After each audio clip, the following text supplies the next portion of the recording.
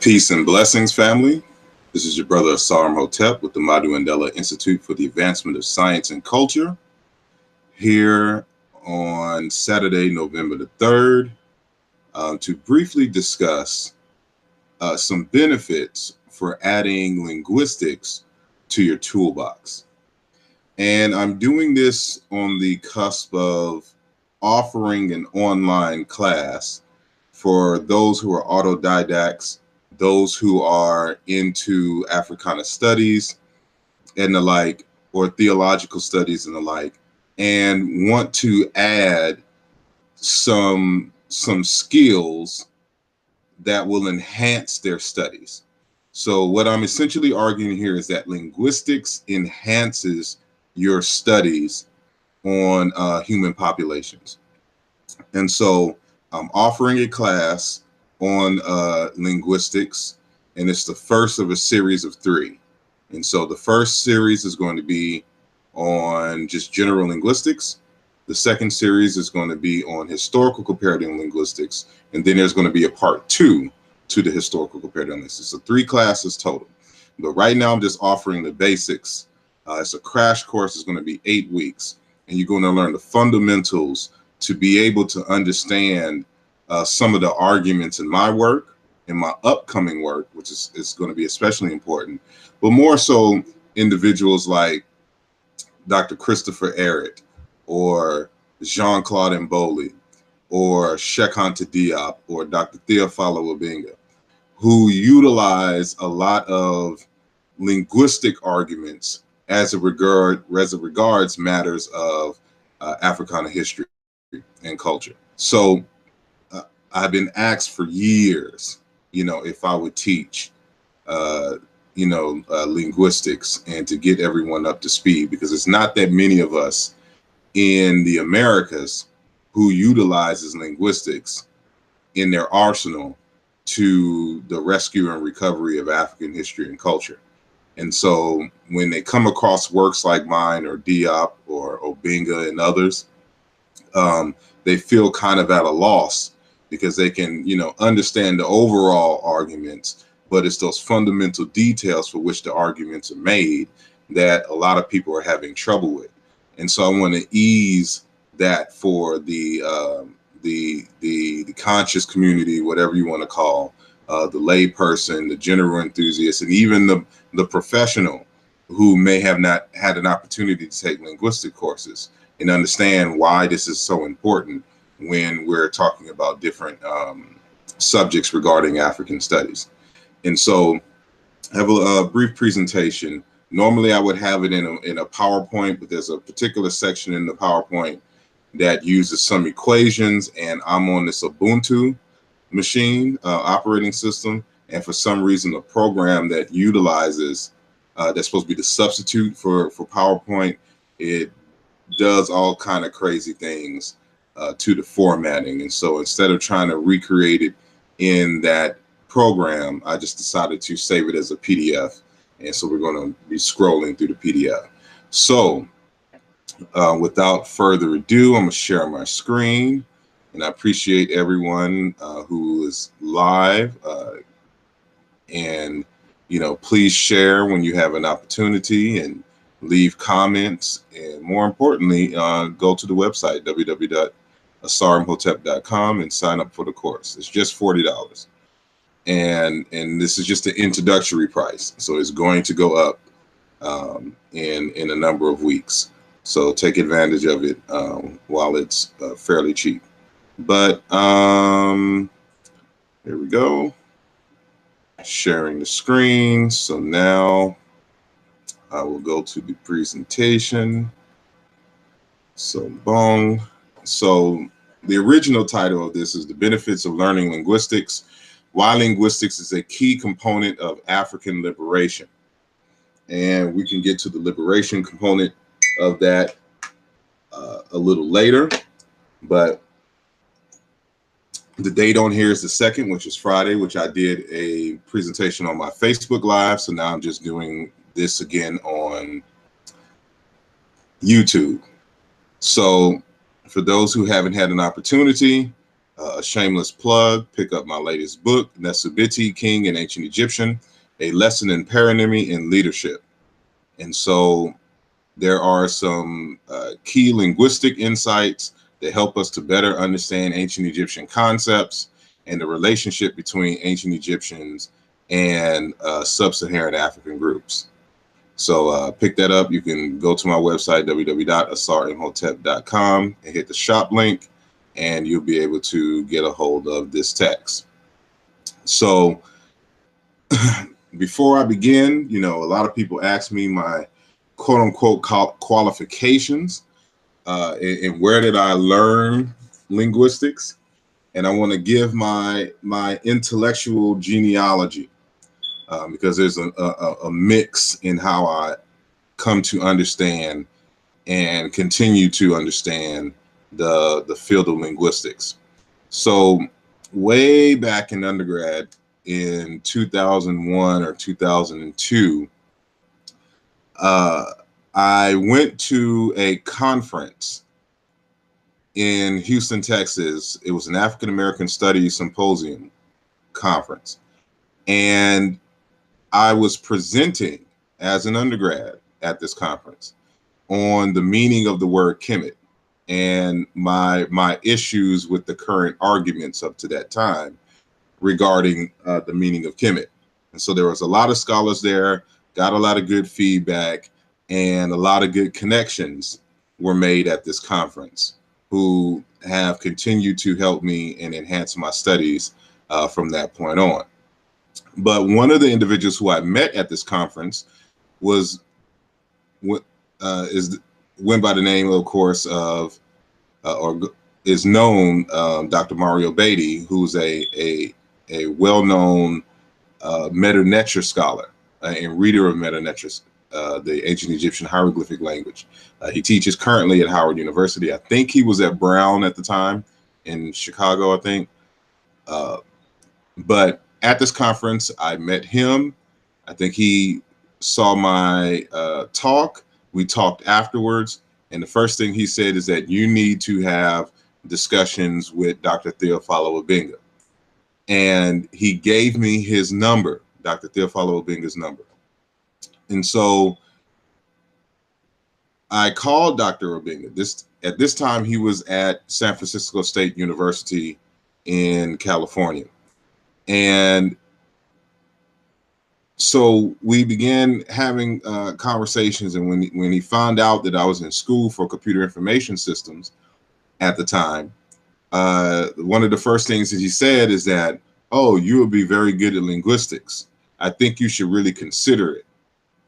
And, you know, the more I got into my studies of trying to deal with and learn Egyptian, the more and more it became apparent that I needed to learn linguistics, especially when it came to the question of the meaning of Kemet, which sparked this whole thing.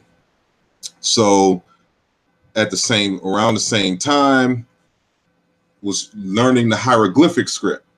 And, you know, one of my teachers at this time who I got lessons from was the late Uncle Ra, who wrote the book, Let the Ancestors Speak, removing the veil of mysticism from Medu Neter. And he also is or was a student and learned Medu Neter from Dr. Theophilo Obenga. And so there's a particular genealogy in which I have in terms of my Medu Neter scholarship. But at the same time, again, while I was in school for computer information systems, I double minored actually in African American studies and African studies. And one of my African studies teachers was Dr. Karen Kleiman. In 2003, she released the book, The Pygmies Were Our Compass, Bantu and Batwa and the History of West Central Africa. She is a student, or was a student, now a colleague of Dr. Christopher Ehret out of California. And she's out of the history department in the African history department out of UCLA. And what's unique about this program is that those who come under Ehret all have to learn linguistics, historical comparative linguistics, to do and teach history. And so that is their main moniker. And this is what she taught us in the 2 and 3 classes that I took from her at the University of Houston. And so this is where I was formally introduced to linguistic concepts and methods. And so, but, you know, with my focus being computer information systems, I only had a limited, you know, formal training while I was at the University of Houston. And so once graduating, you know, I wanted to continue. And so I sought the mentorship of a variety of different linguists. And one of those linguists is Dr. GJ K. Campbell Dunn, Dr. Graham Campbell Dunn. And, you know, he's done a lot of work on comparisons, for example, between Indo-European Niger-Congo languages, Sumerian Niger-Congo Bantu, Minoan, you know, language and culture. And so he is a linguist and a classicist, you know, well-versed in Indo-European languages, philosophy, and of course, African languages. And, but he's more so from the Joseph Greenberg school. And so, you know, I learned a lot from him. And, you know, he has, you know, throughout the years provided me with material that, you know, a lot of people don't have. And he's out of New Zealand. And so he is one of my trainers. Also, you know, Dr. Muba Bingi Bilolo, also a student of Diop in Obenga, formerly trained in philosophy, theology, religion, and of course, linguistics. Everyone in the African school learns linguistics. And so, you know, I reached out to him and he began to mentor me. And he's one of the reasons, matter of fact, he's the sole reason that I use Chiluba a lot in my work and in my comparisons. And so I've even published with him. I've gotten to the point where I could publish with him in some French works, and you know, continues to be a source of inspiration and things for me even to this day. And many of you, of course, know Brother Jean-Claude Mboli, who's an electrical engineer, scientist, but as well is well versed in historical comparative linguistics, phonology, semantics, semiotics, and things of that nature. And he has been very instrumental in my more later developments, you know, regarding historical comparative linguistics and in particular methods. And so, you know, so these are my offline or off campus, you know, mentors and teachers. And so, you know, I learned a lot from them. Then, of course, you know, with me just being a natural autodidact, of course, I bought hundreds of books and articles, you know, regarding linguistic subjects, and I went through them, went through the workbooks, contacted those authors, had conversations, and this is how you learn these things. And then from there, you know, went to more formal training in a different context, which we'll get to in a little later. But for now, you know, people always ask me, well, and to what degree and to what extent do we, you know, need linguistics, or who uses linguistics outside of linguists who are interested in linguistics? And you'll come to find out that linguistics has its hand in a lot of fields. And so psychology, philosophy, cultural anthropology. Matter of fact, Joseph Greenberg, who was,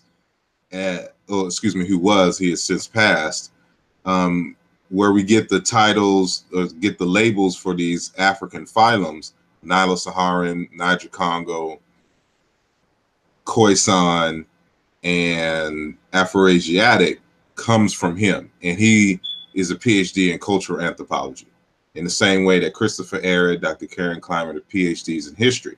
But everyone, again, has to learn linguistics if they want to make particular strides. So it's the same thing with Dr. Theophilo Benga. Theophilo Benga is a PhD in philosophy.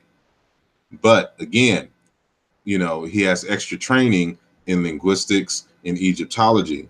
And, you know, in order for him to penetrate the philosophy, he had to learn linguistics. It was imperative for that rescue and recovery of these particular African concepts. And so again, historiography, history, again, like with Christopher Arid and others, Dr. Gonzalez, another friend and colleague of mine, was co-authored a book recently on Bantu, all come from, you know, history backgrounds. But again, they all have to learn historical comparative linguistics or just linguistics in general. Computer science, religious studies, like if you study the work of Modupe Oduyoye, who does a lot of comparisons between Egyptian, Semitic languages, and the Yoruba language. You know, he's first and foremost a theologian, but he's also a linguist. And he needed linguistics to be able to penetrate his biblical studies. And so, you know, and then of course there's mathematics and logic. It is not so much that linguistics helps with mathematics and logic to an extent, it's more so the other way around, that logic and mathematics enhances linguistics. And so because linguistics really is a field of logic and philosophy and not science in the truest sense. The only branch of science that linguistics really is a part of in terms of the physical sciences is the dealing with phonology, and then to a certain degree neurology is involved when you're dealing with the connections between the mind and certain physiological responses, and even of course the relationship between the brain and speech, or even in terms of biology, the larynx and its role in the development and evolution of human speech. But that's another conversation in there. But when we take into account that linguistics finds itself in all of these different categories, you know, it's a wonder why linguistics is not taught as a required subject in Africana studies.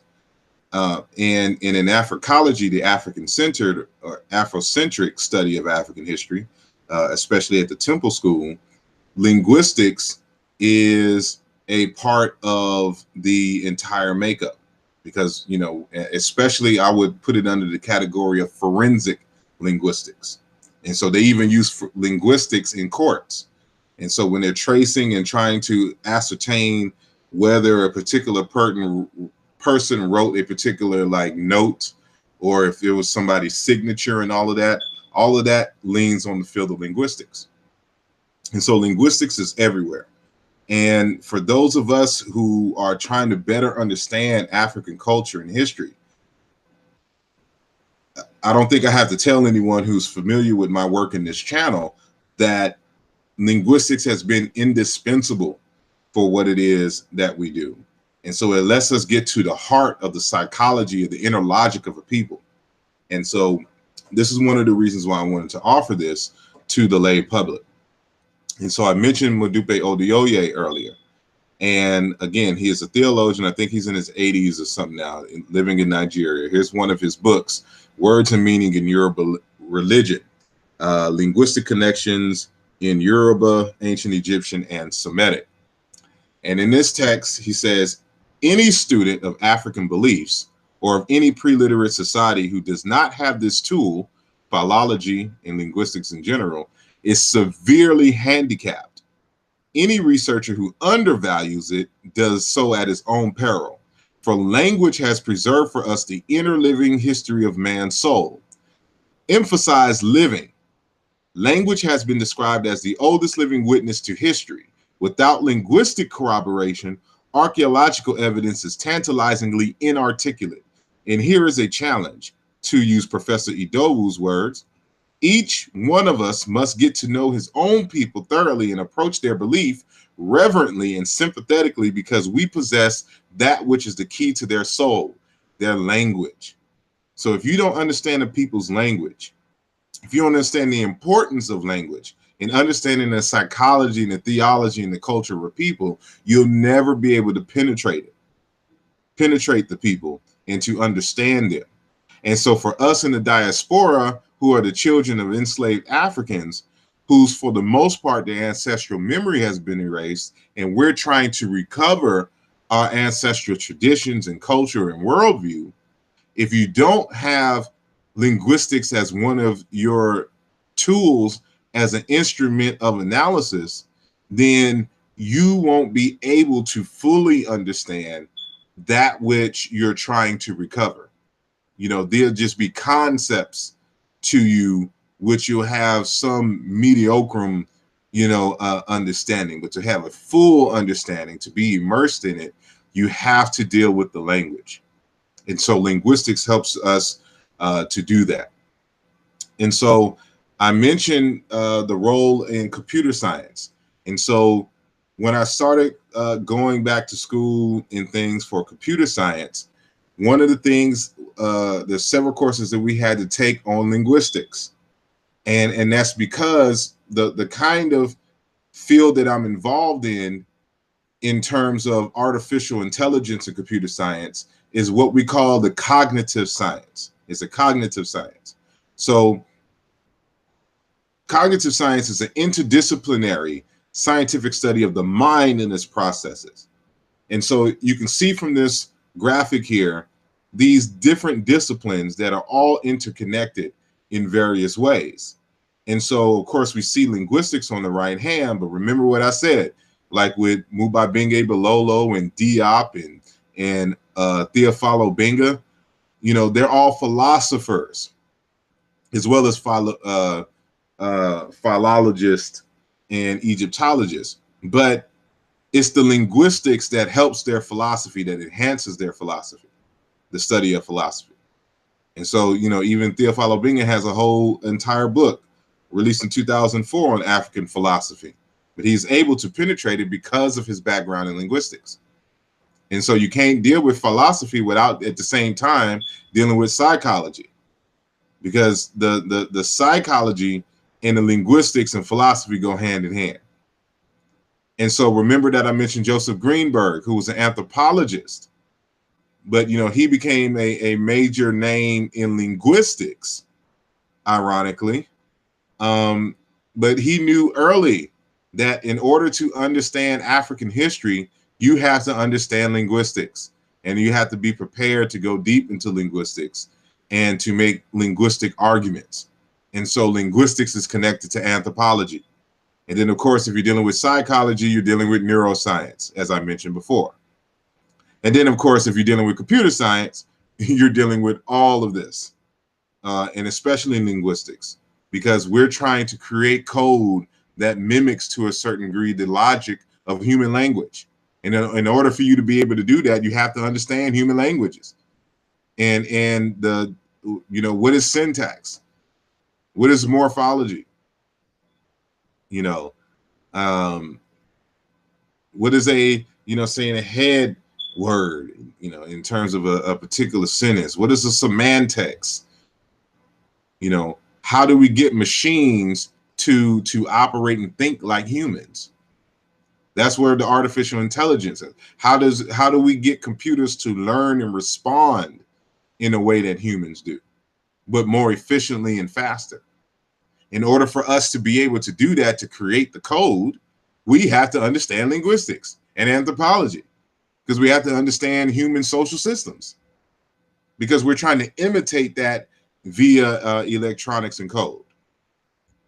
So I'm hoping you're getting a better understanding why linguistics isn't just some, it's not an elective, so to speak. It is very important to what we do in some serious scientific fields.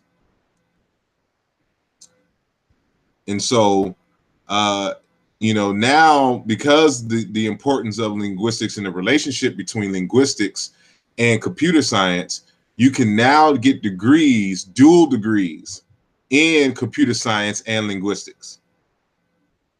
And so at UCLA, you know, my linguistic lineage, you know, starts there. You know, they offer linguistics and computer science, and the University of Illinois offers computer science and linguistics.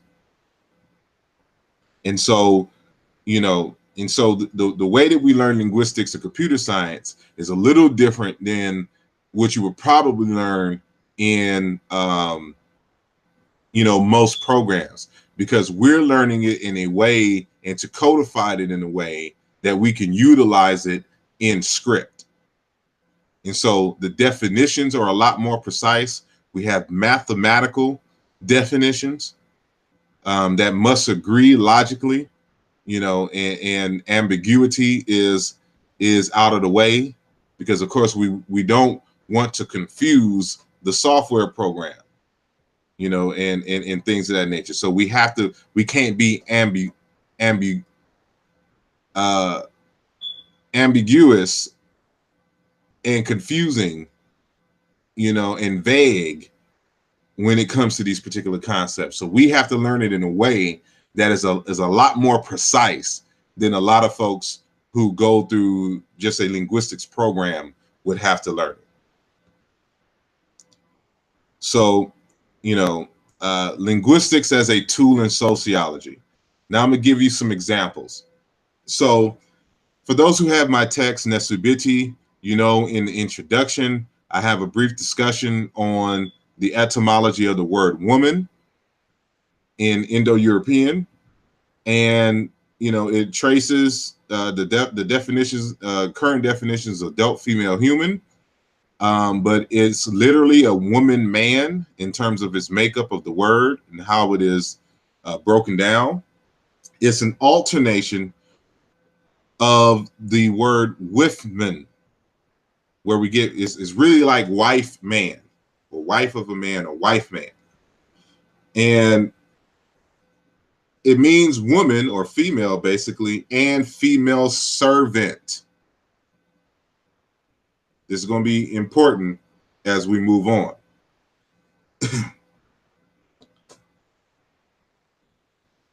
So we're looking at the term wife now, since the word woman derives from the word, the concatenation of wife or with and man.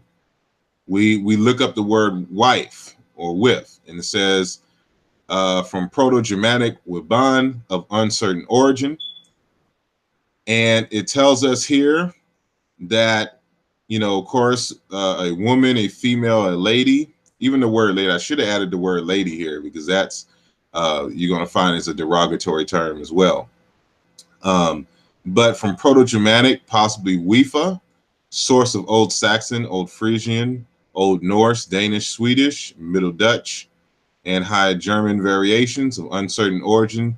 The etymology is still being debated right now, but what we do know is that apparently this word with or wife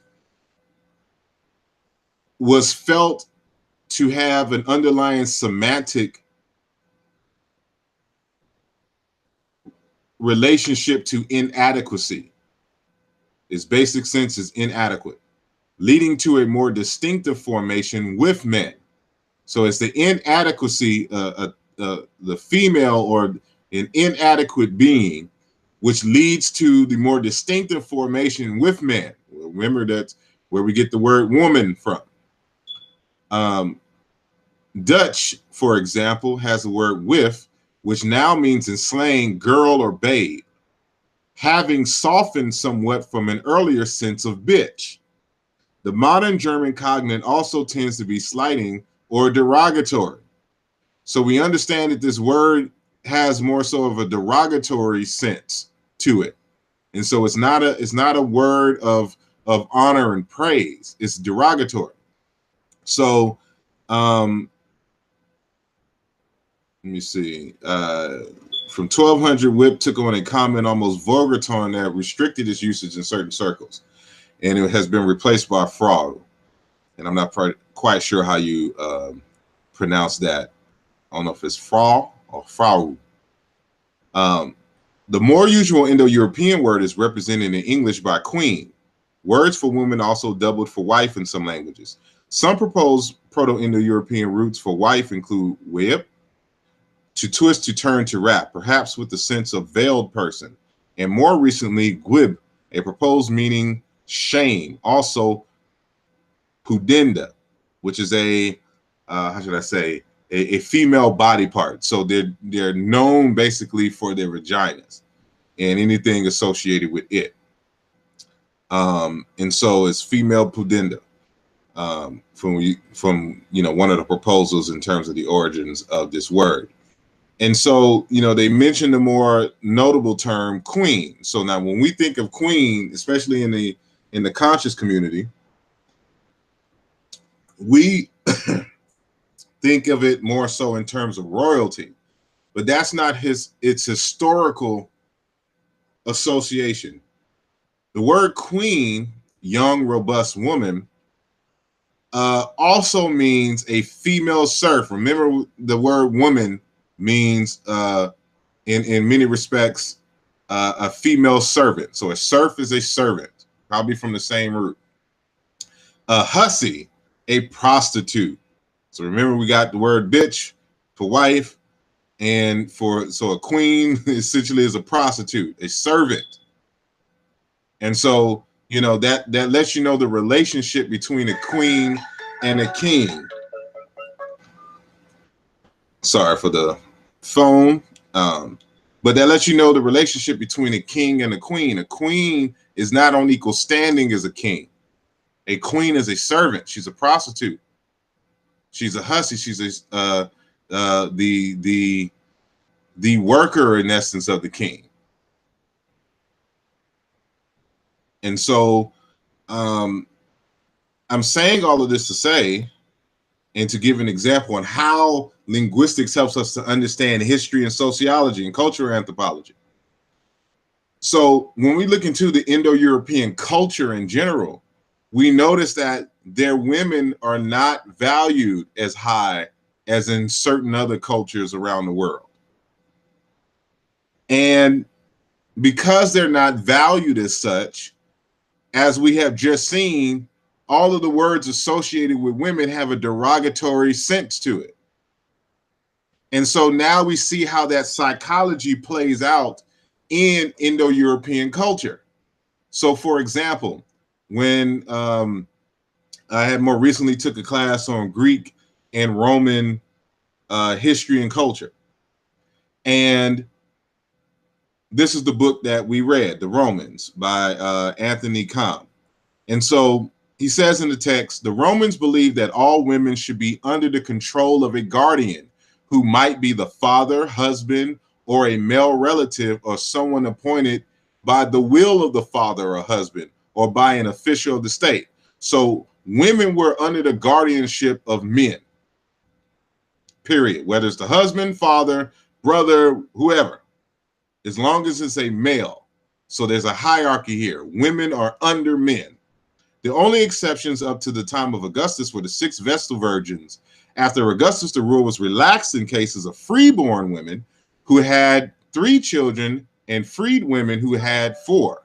Provided that there was no husband or father to exercise control, it was customary for marriages to be arranged and for the size of the dowry to match the social standing of the prospective bridegroom. We continue. Women in Roman times, though discriminated against and subjected to abuse by poets such as Horace and Juvenal, were still capable of standing up for themselves when aroused. One of the most contentious pieces of Roman legislation was the Opium Law, brought in on the proposal of the tribune, the Gaius Oppius, after the defeat of Hannibal and at Cannae in 216 BC, with the object of reducing speeding on luxury goods. Among its conditionings were that no woman should possess more than half an ounce of gold, wear a dress dyed in a variety of colors, or ride in a horse-drawn carriage in a city or a town within a mile of it except on holy days.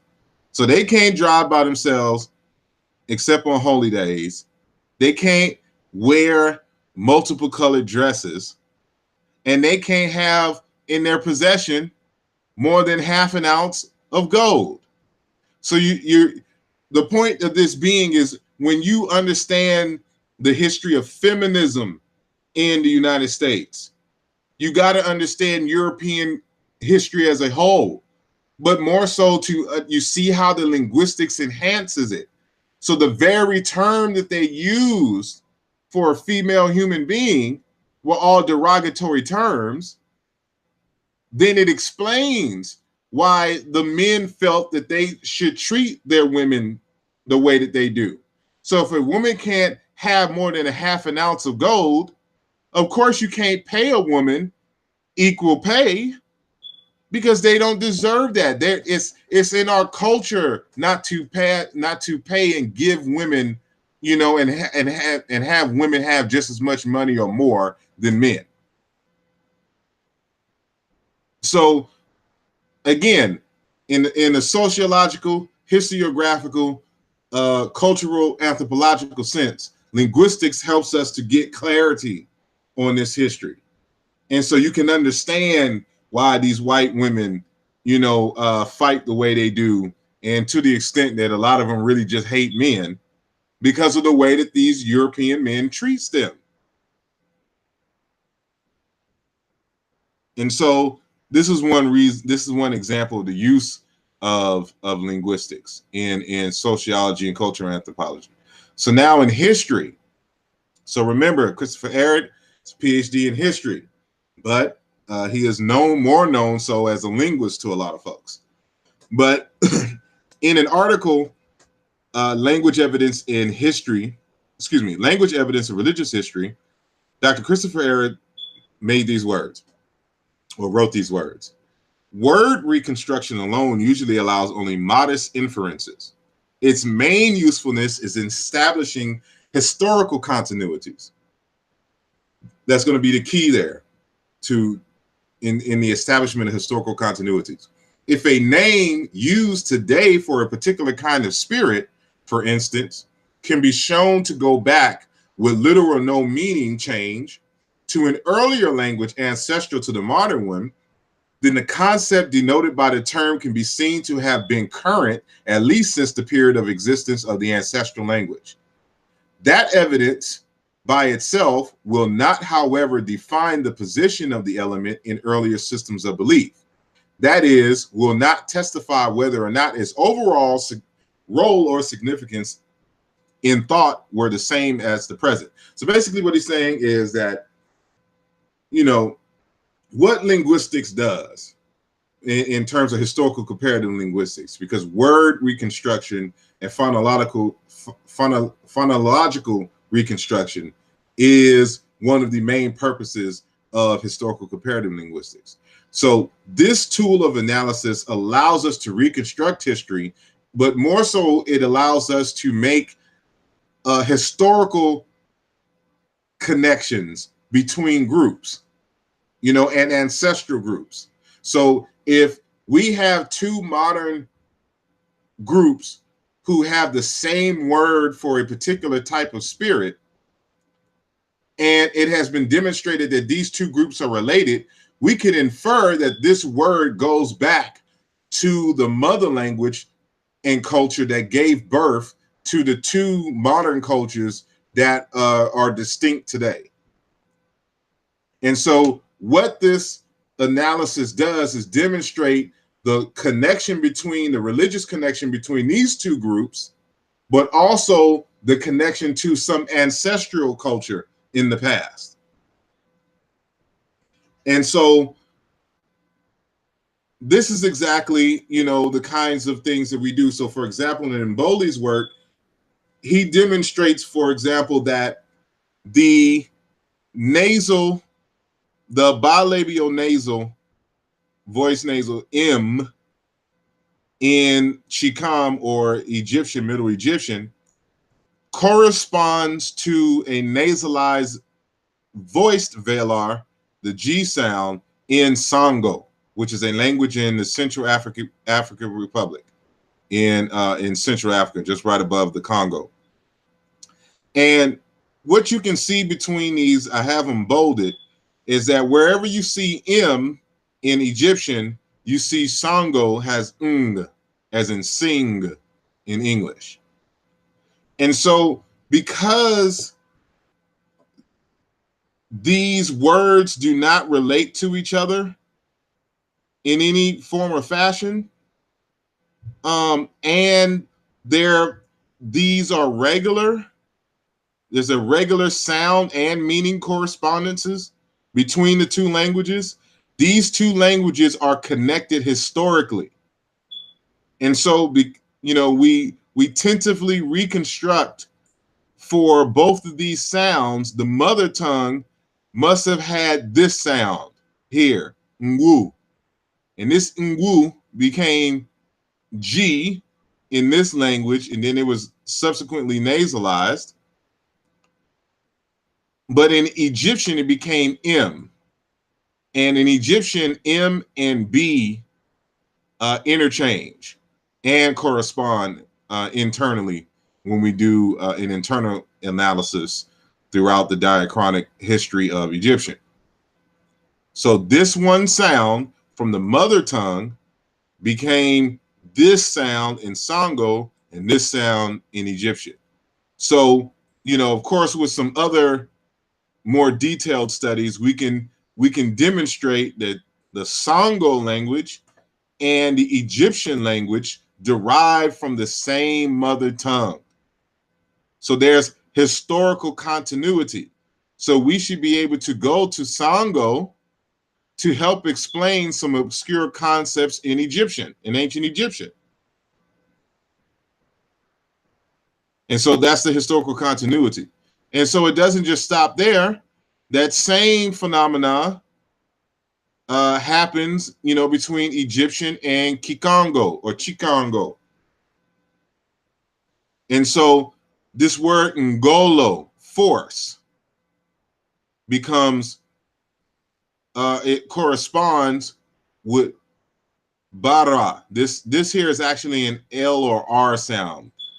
We argue it's a nasalized volar trill, a type of R sound, which is why it corresponds with R and L and N in Egyptian.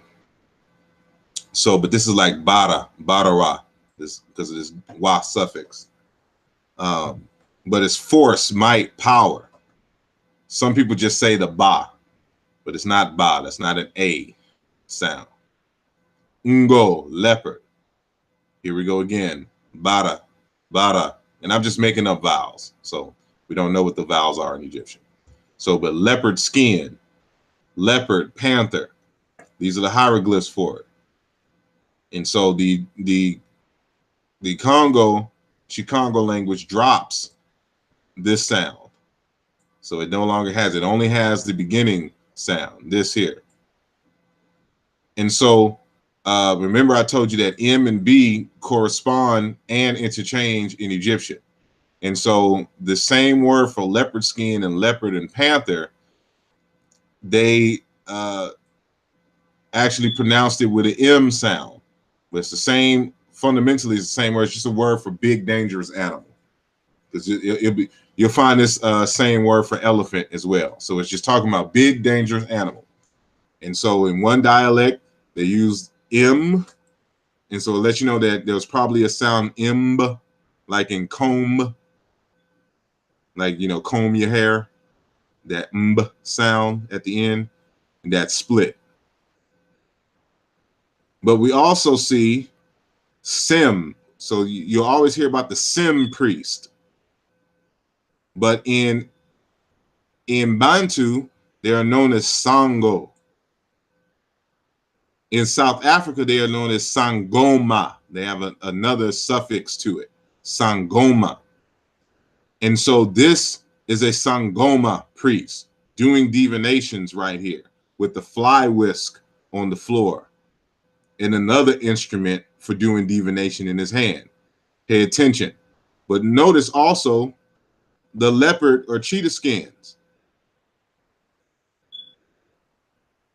because in the African languages, in what I call China Intu, by means of paronymy, which I explain in my book Nesubiti, they related words that sounded similar. So the word Ngolo, force, Mba, force, Abara, force, power, Ingo, leopard, and Mbara, leopard, panther, because they sound the same or similar in their respective languages, these separate African people made the connection, and now this is why you see the Sango priest, Sim priest, wearing the leopard cheetah skins. And if you know about the Sim priests, they were the ones who would do the sacrifices and divination and spiritual work on behalf of the king and, of course, the various Egyptian communities. So we see a female, a woman, Sangoma, Sim priest. Here's the hieroglyph for it. And in the Egyptian, you see here, Amen Ma'at Ra, Ma'ach Heru Nebu, Lord of Bu, or Nebu.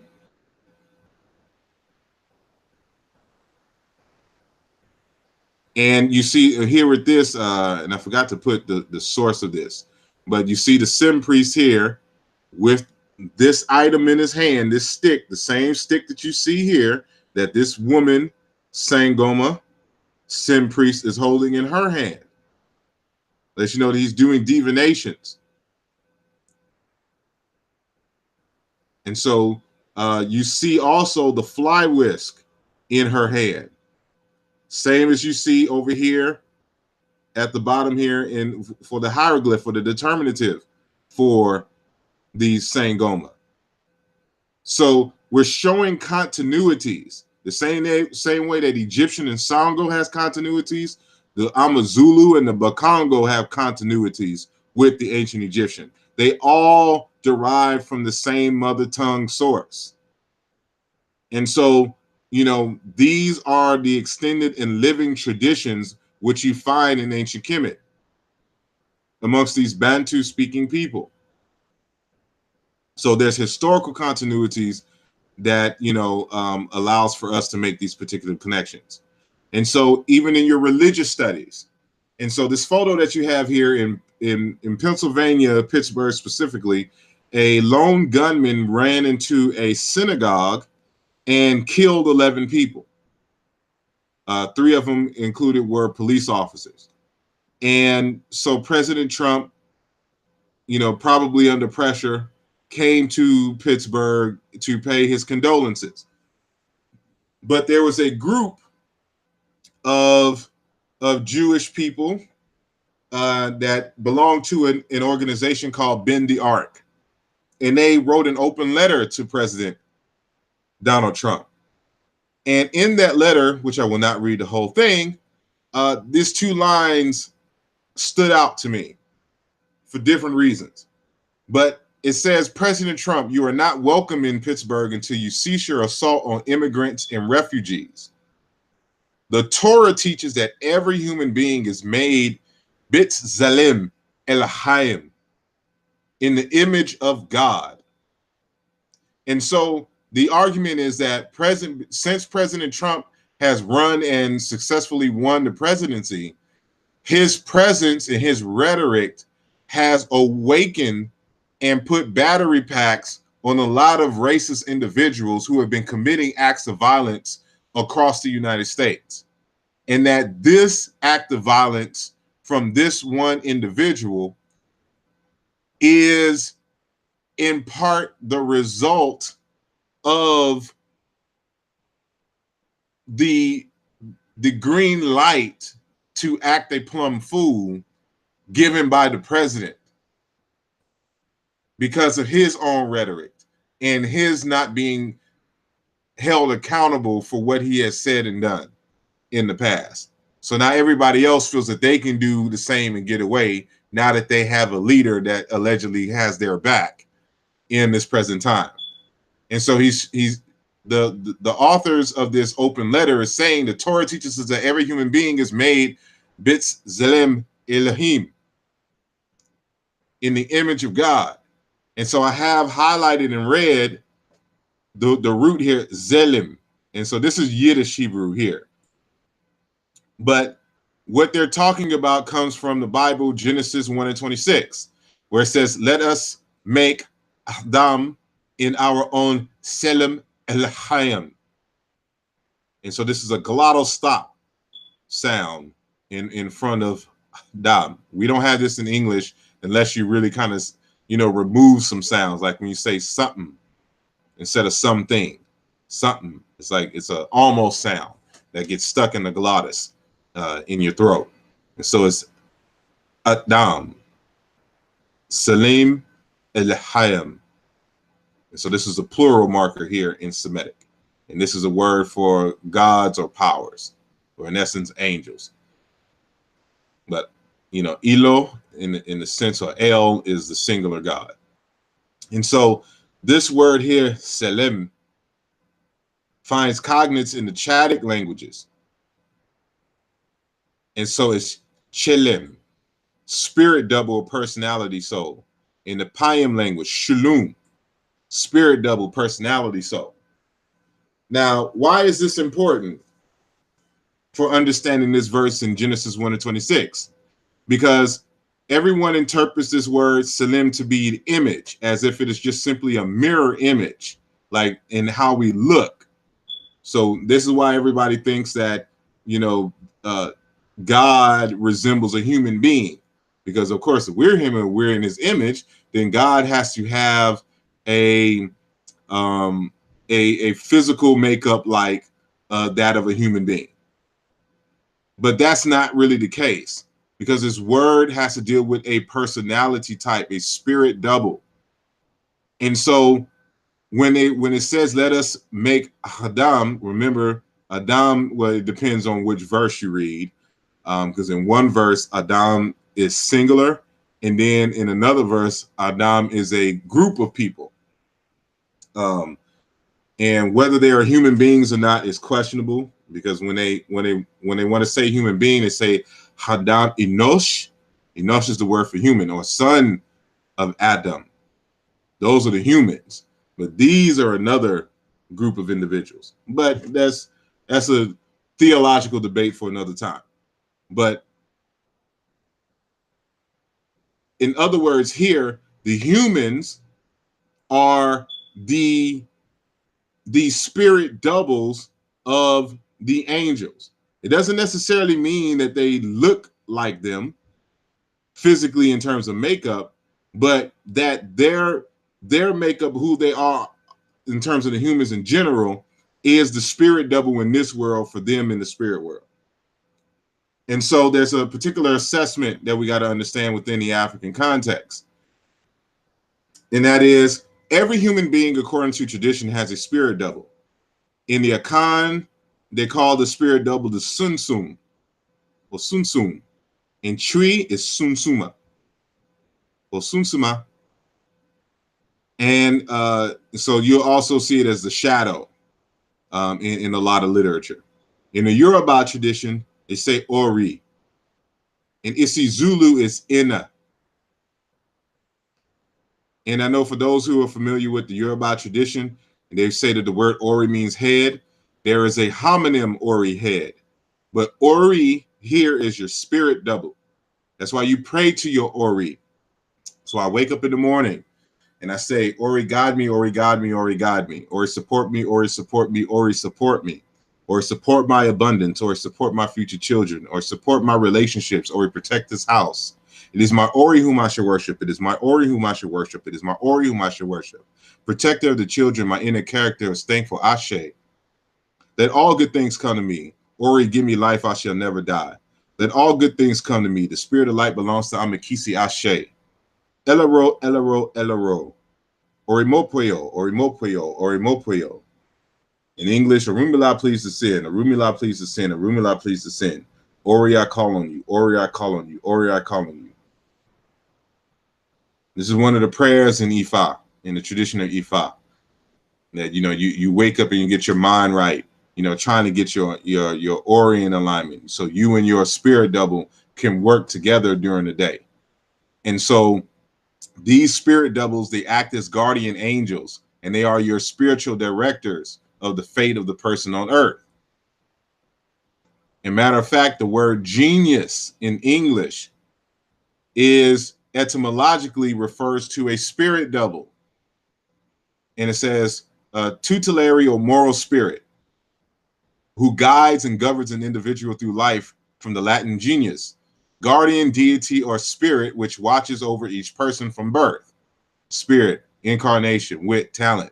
Also prophetic skill, the male spirit of a gens, originally generative power.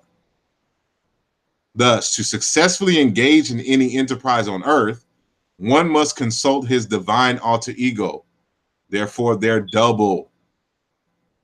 Successful human endeavors are the result of a partnership between two persons, the human actor and the spiritual director.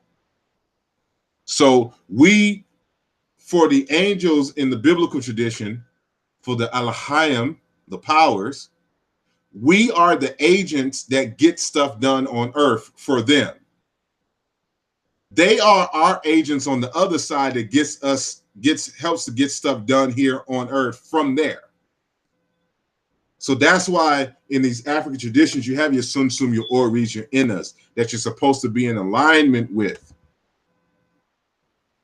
that you make supplements. That's your primary deity, is your Ori, your Inna, your Sunsuma, or your Sunsuma. And so linguistics helps us to get a better understanding of these concepts. And so you can't, I argue that you really can't understand much of anything in the Bible until you understand linguistics. Linguistics helps to demonstrate and prove that most of it is a myth. But that, again, is a different conversation. And so lastly, I mentioned that mathematics and logic was instrumental in linguistics, and especially in computer science. And so I mentioned earlier that, you know, the way that we do linguistics and computer science, it forces us to make certain types of equations. We have to create equations for linguistic concepts, because we have to be specific when we're making particular arguments. Because when you're writing code, you're writing arguments, you're writing logical arguments, you know, from beginning the code to end. So logic and philosophy are instrumental courses that you have to take in computer science. And so if we wanted to, for example, define a synonym mathematically, we would represent it, for those who are not familiar with what a synonym is a word or a phrase that means exactly or nearly the same as another lexeme in the same language. And so we would say that this right here represents a meaning or a word with a particular type of meaning that has this phoneme set. So these represent sets. So you got to understand set theory and things of that nature. But these are sets or functions in many respects. And so this is one word represented by A1, A2. This is a series of a finite series of phonemes. And then we have a second word here by a different set of phonemes, finite set of phonemes, but they ultimately mean the same thing. So we're representing, normally we represent these as kind of different graphs, but we're focusing on the meaning here. But the representation of the word, which has the meaning here, is represented by two different characters, A in one set, B in another set, to represent this word. And so to give an example, the word valid is the same as this phrase or word here, justifiable. And it approximates the meaning of legitimate, which means justified. So we can see just being the root of both of these meanings here, but these are synonyms. Valid and legitimate are synonyms. They have the exact or near the same meanings in the same language. So this is how we would represent that mathematically, to talk about, you know, two words being synonyms. And then there, from here, we would translate this into code in terms of a variable. Same thing with a homonym. So a homonym is a morpheme homonym deals with morphemes with an identical phonological shape, but etymologically incompatible meanings. So using kind of almost the same thing for before, but a little differently, we're saying that this word here and this word here with the same shape. So notice that in both of these, what's in the brackets or parentheses are the same phonemes. So for our purposes here, these are going to represent phonemes. So phoneme 1 corresponds to, in this word here with meaning X, corresponds with this phoneme here with meaning Y. So this translates this word here with this phonological makeup is the same as X, which has some meaning. But it is not equal to this word with the same phonological series or strings, which is the same as this meaning here. So X and Y here are different meanings. So for an example, the word jam is the same as jelly fruit spread, but it is not the same as jam, which is the same as, well, it's not equal to jam, which is the same as, because this is what this means, same as. It's a kind of equal sign, but it's a little bit more precise. A predicament. And so jam, jelly or fruit spread you put on your bread. But to be in a jam, like a traffic jam, or being a jam at work means to be in a predicament, kind of more so has a negative sense. Or if African American, the word jam has to deal with the intensity of a song or an experience dealing with music, the spontaneity of it, the rhythmicality of the music or experience musically. And so this A1J corresponds to this A1J. This A2A corresponds to this A2A. This A sub N corresponds to M, or this A sub N over here with M. So they match in terms of the phonological representations or graphical representations, but they do not have the same meanings. So if we wanted to write this to make sure that we have, to define the rules in linguistics, especially if we're doing comparative work, this is the formula which we would use to discuss the rules. And so there are other logical formulas, because linguistics, again, is a branch of logic and philosophy. So when we talk about a phoneme, which is a set of phones, it's not a phone. A phone is a minimalist speech sound, but a phoneme, may have one or two, more than one representation for that particular grapheme in the language. And so in language L here, two sounds, and I should have made this red, A and B, belong to the same phoneme, which is a set of phones. So they belong to the same set if and only if, this is logic here, there's even a formula for representing that phrase, for all strings of sounds. So these represent strings of sounds here. And so in physics, this would be vector notation. Let you know that a particular particle or whatever physical object, moves within time and space in a given direction. So it's a vector quantity or whatnot. So if both the sounds A and B are concatenated in between these two strings and and belong to L, the language L, they have the same meaning. But we say that A and B are allophones. That's what we're trying to say here, allophones.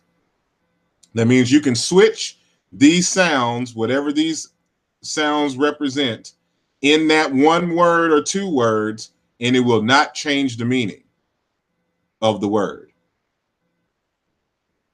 So, for example, in English, we say the word spirit, but most folks don't pronounce the word spirit as spirit with the hard P or P. We do it as an aspirated P with an H type sound. So we say spirit. And I don't know if you can catch the distinction, but P and PH are allophones in the word spirit. So that P, the regular P, would be here in this representation, but PH would be here in this representation. So within this environment, this set of strings, P and PH are allophones in the language of English. And so we fundamentally say that here. We also say the following. If, this string is concatenated, if this set of strings concatenate in between this particular phoneme and belongs to the set L, then the pair, which we write this way, is an environment for A in L. Another word for environment is context. So within the context of this set of strings, which we see here, and this is a set, this particular phoneme has this representation. But in that same environment or context, another sound can be substituted, like the PH in spirit, even though we spell it as P with P, unaspirated, even though it's really kind of hard to not aspirate P. But anyway, so this is how we represent this mathematically. And so mathematics and logics helps and enhances linguistics. And again, this is what we learn in computer science in terms of handling, creating programs and things of that nature. So don't want to take too much more of your time. Again, I just wanted to introduce you to the class that I'm offering on my website. Right now, it's just $40. And it's going to increase in a couple of weeks. So I would take advantage of it now. This is the primary book we're using, but this is going to change because I've come to find out that this book is out of print now. And so you can still get it at some places at the regular price, which is like $30, $35. But because it's out of print, most of the books is going to be in the hundreds for this. And so as a result of that, I'm switching. And this is the alternative book for those who have already bought this book in anticipation of the class. So it's an introduction to language, and you can buy the ebook off my website at www.asarimhotep.com. So this is the current course that I'm offering. I'm in development of these two courses here: Introduction to Historical Comparative Linguistics, parts 1 and part 2.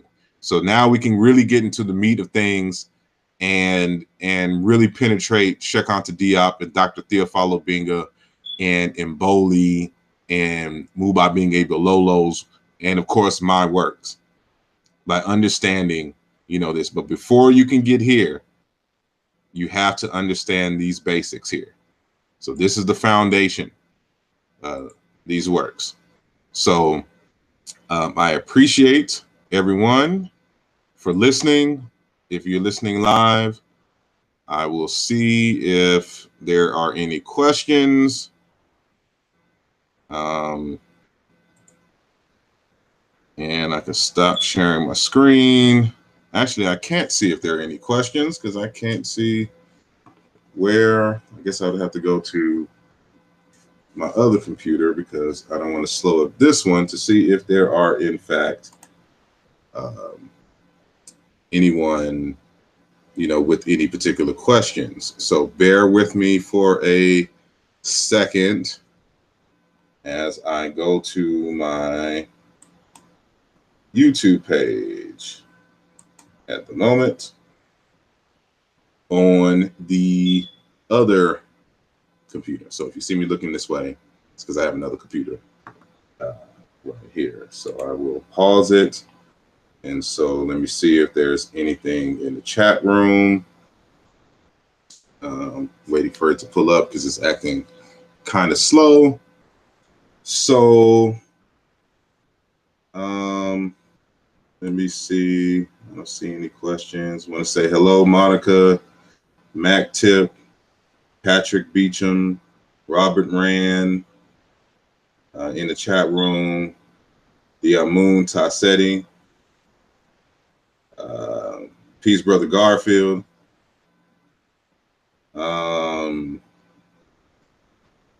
Brother Sean, Strife, and Tamika. You know, just want to say peace all. I don't really see any questions. So, oh, I do see one question. It says, I have one question, Kikongo concept in linguistics on soul or ori. Well, ori is a Yoruba word.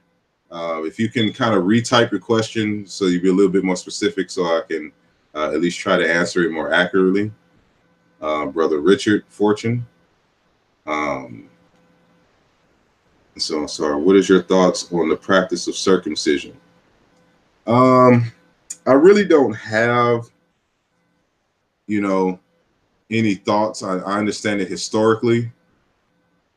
You know, it just really depends. Like if you got it done when you was a baby, I'm pretty sure you won't remember it. But, you know, in the ancient Egyptian tradition, they did it when you was a young teen. So I'm pretty sure that hurts. You know, is there really a reason for it? I don't know. There's some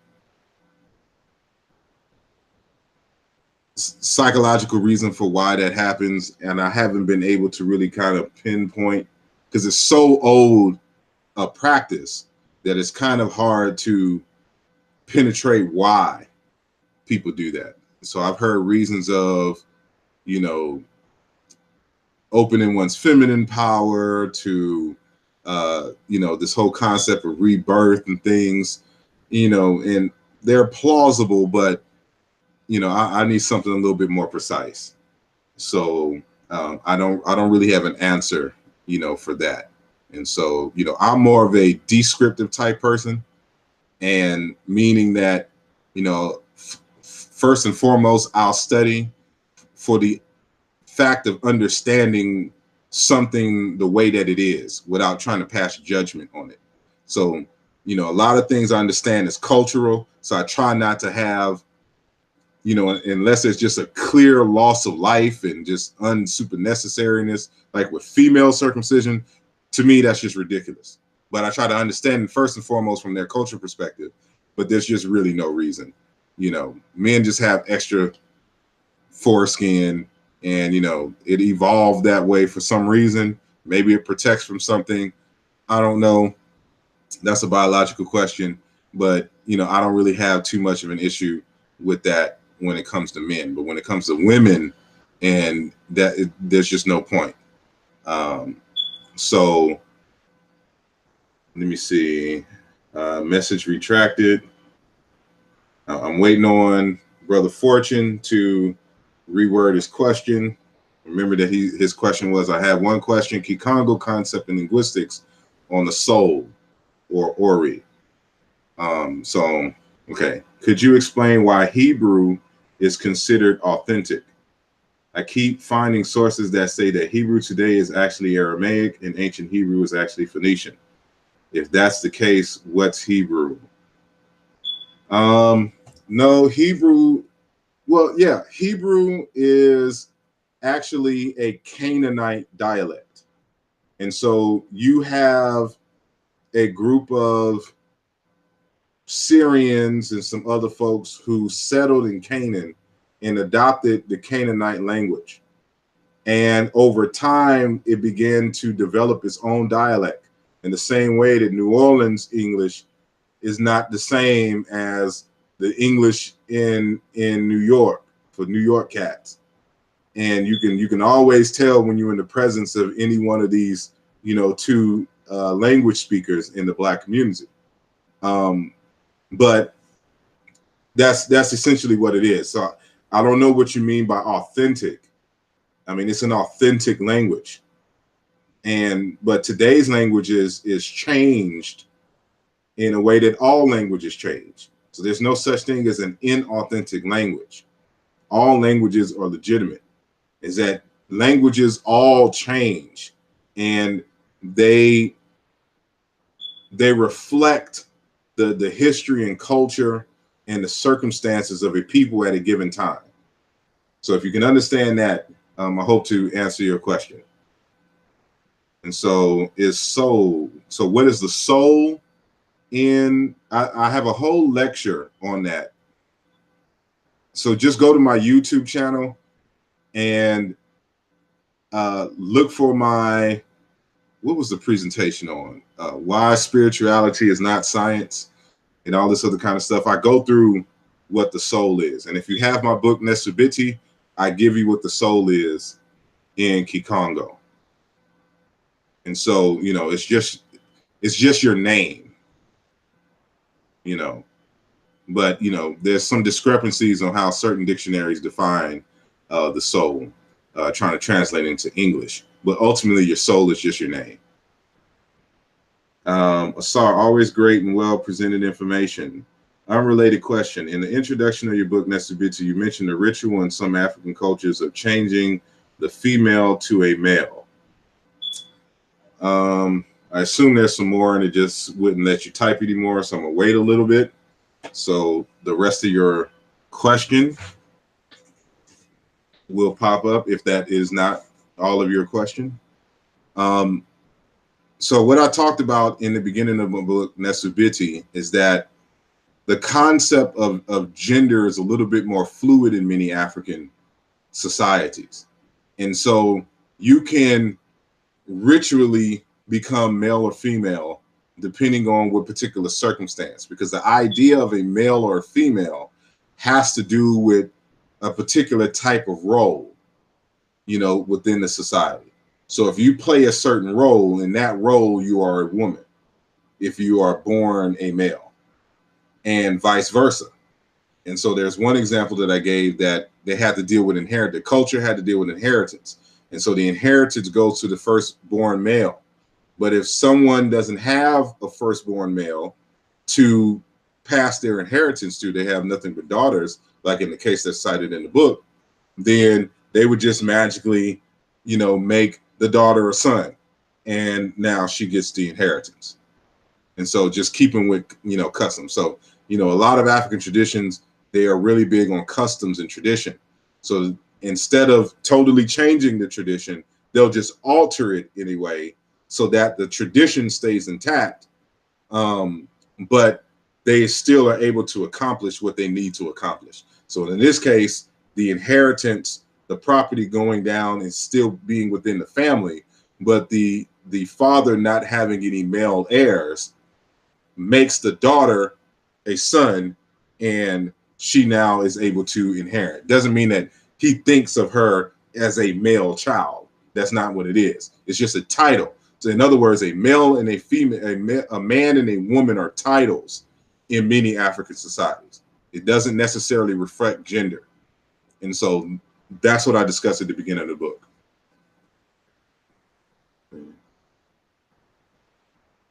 Hold on.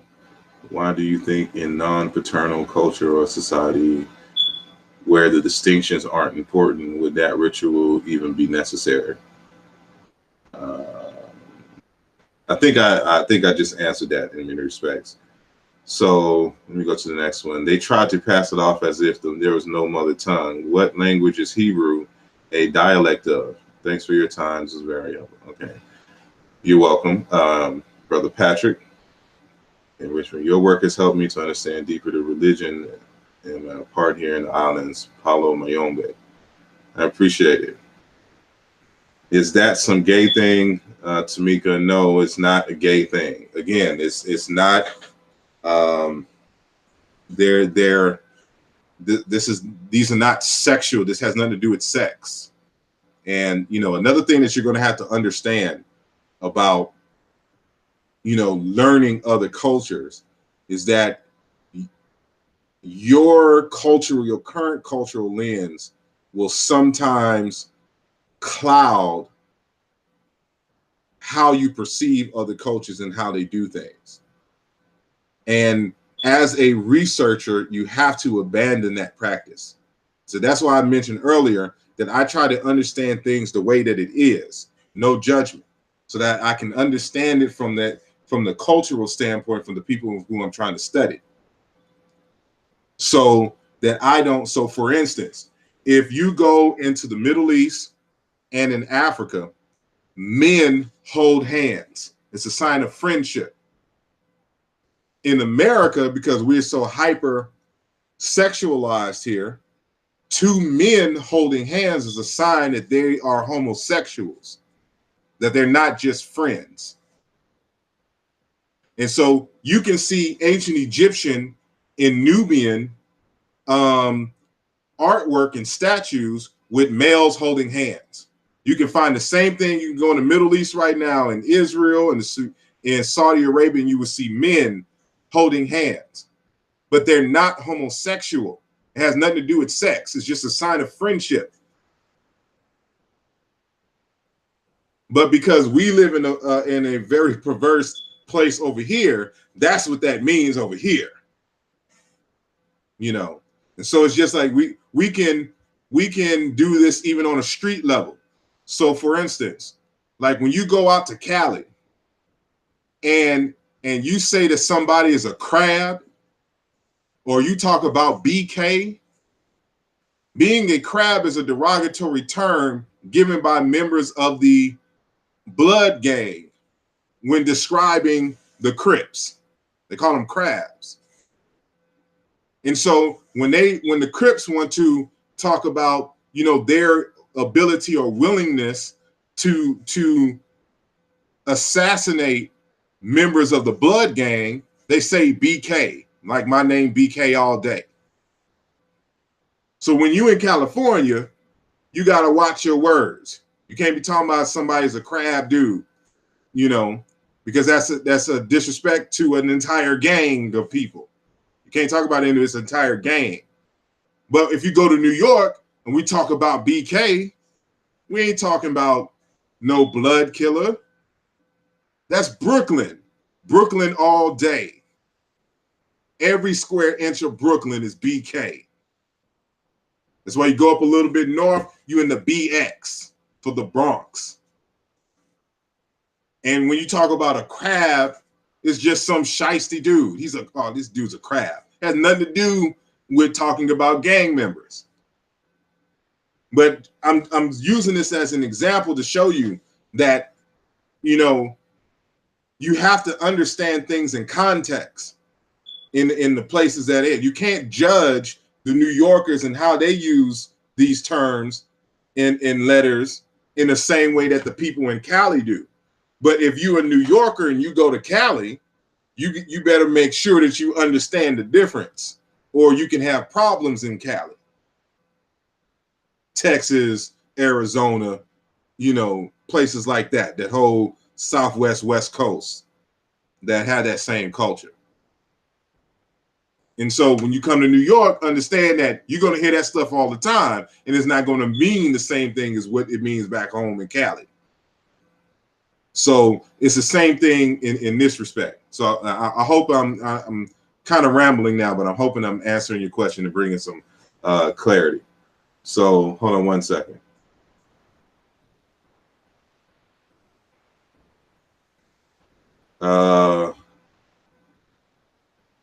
Is this similar to yes?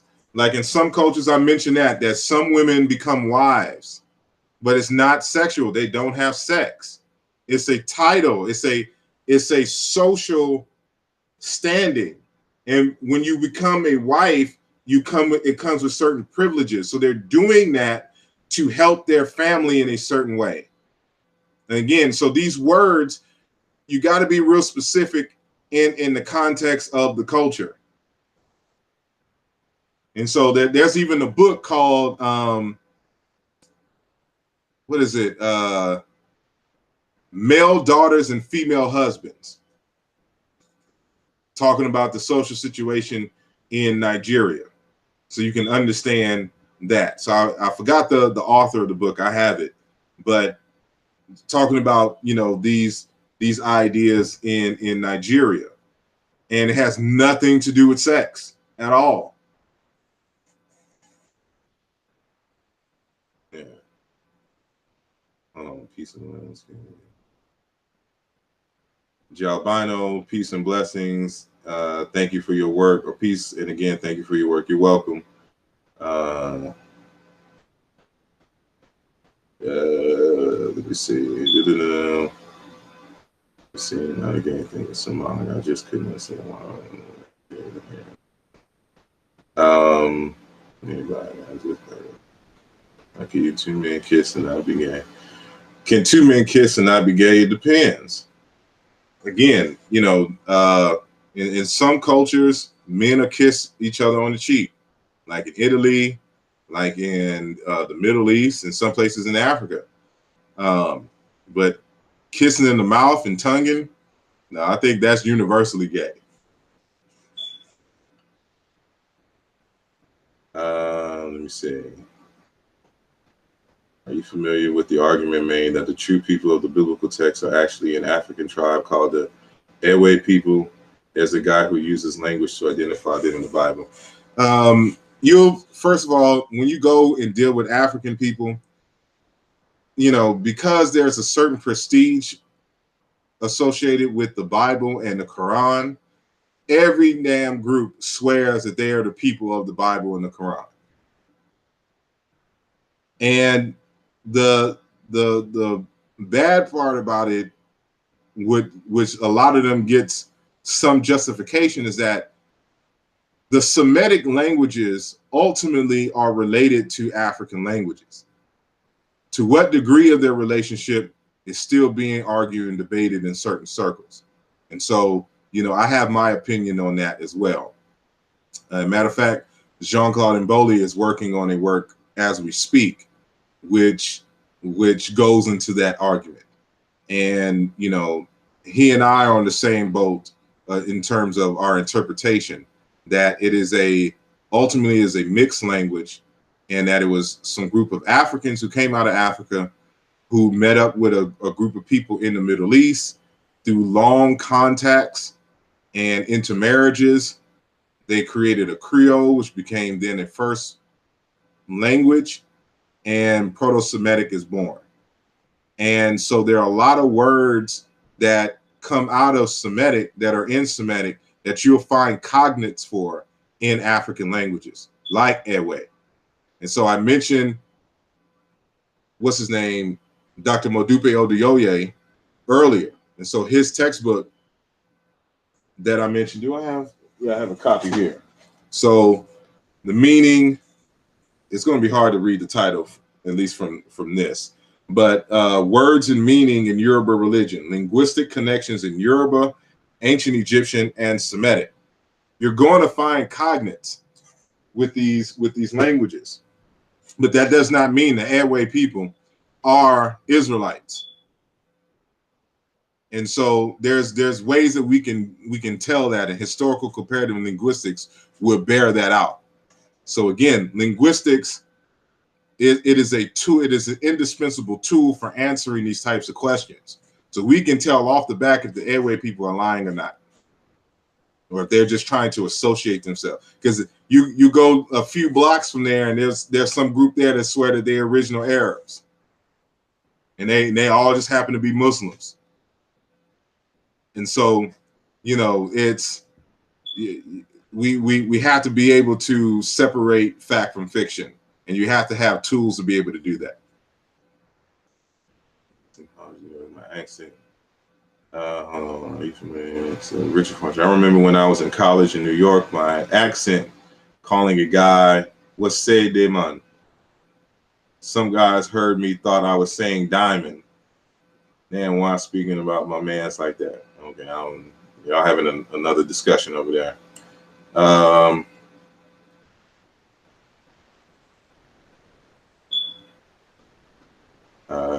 me see. How they construct a family. How they I was trying to, but I wanted to know if it's legit. There's a lot of pseudo teaching. And yeah, and so again, one of the reasons why I'm offering this course is to help the conscious community. I'm not charging hundreds of dollars like you would at a college university. I'm really just setting you up so you can study on your own.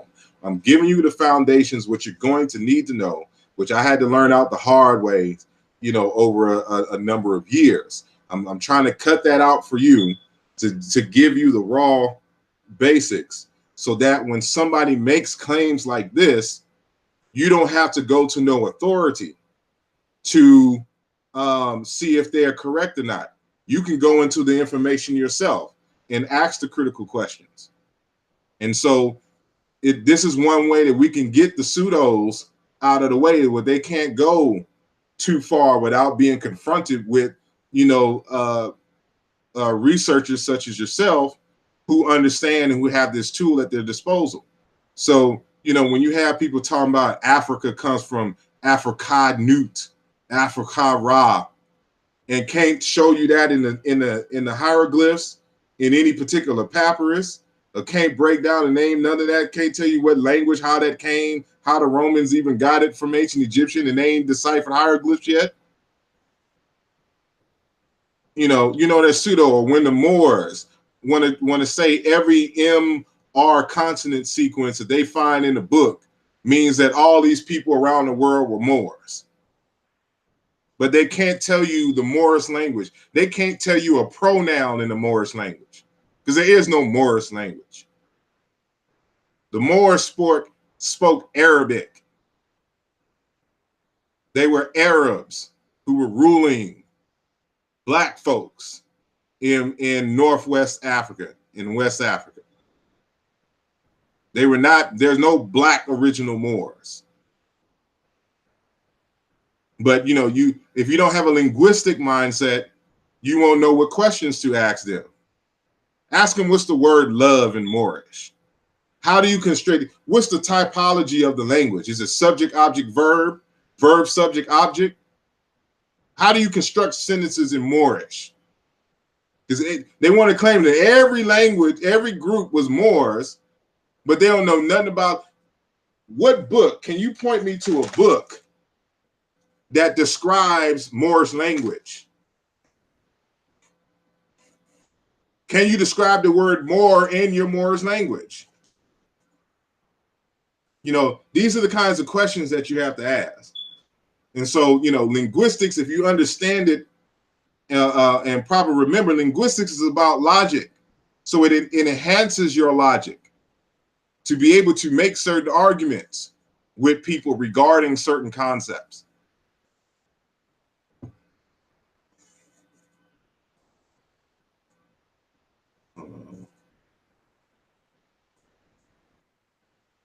Let's see. Do I Crack 88 asks, Asar, do you know anything about the masters of the net in ancient Egypt? No, never heard of it. You have to give me a source on that so I can review it and to see if I have come across it, if I understand it within a different context.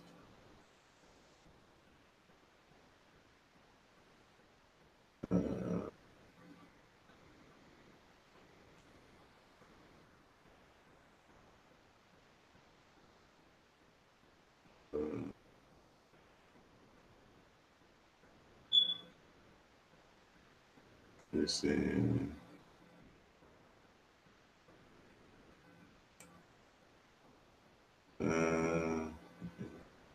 Okay, that seems to be, sorry for the delay. That seems to be the last question. So everybody in the chat just having their own conversation. So I'll just end it here. I appreciate you all for listening, and I hope I've, you know, inspired you to, you know, at least look at linguistics a little bit more seriously and to take it up as in your toolbox. So, you know, it's very indispensable, and we can have some more deeper and richer conversations if you understand this and have this in your arsenal. So again, I'm offering an introductory course. It's 8 weeks. It's a crash course. So you will have to purchase one book, but I also give you books and articles. Because again, I'm just setting you up so that you can learn on your own further.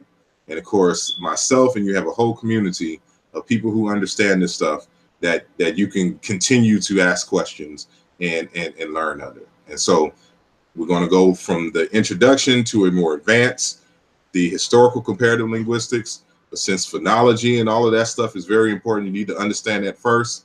You got to go through the introductory course. So you can't take, at least with me, the historical comparative linguistics course without taking the intro course. So again, right now it's only $40 US. It's going to increase in some weeks. So I just want to make it super feasible so that y'all can get your feet wet. There's quizzes every 2 weeks.